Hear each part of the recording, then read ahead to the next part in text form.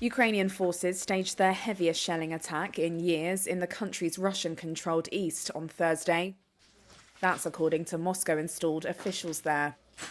The attacks came as both sides ruled out a Christmas truce in a war that's been raging for almost 10 months.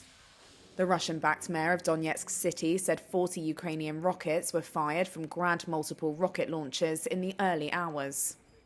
An apartment block was damaged and a hospital where Marina works.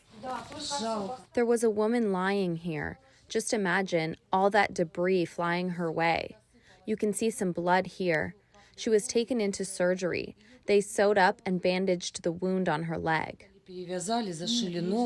Local resident Ludmila Butsenko sustained a head injury.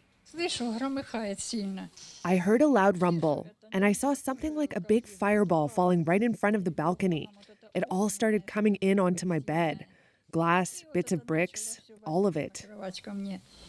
Meanwhile, Russian forces kept up shelling and airstrikes along the entire eastern front line. Fighting continues to rage largely in Ukraine's east and south, with little movement on either side. Ukrainian Army Brigadier General Alexei Gromov said Russia was digging in for a long war and still wanted to conquer the whole country.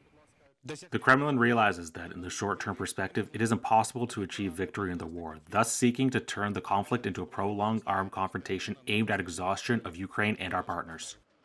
Moscow and Kiev are not currently holding talks to end Europe's biggest conflict since World War II. On Wednesday, Kremlin spokesman Dmitry Peskov said a Christmas ceasefire was not on the agenda, the same day that Kiev suffered its first major drone attack in weeks. 2 administrative buildings were hit, but air defences largely repelled the attack. Russia denies deliberately attacking civilians, while Ukraine says Russian strikes constitute a war crime.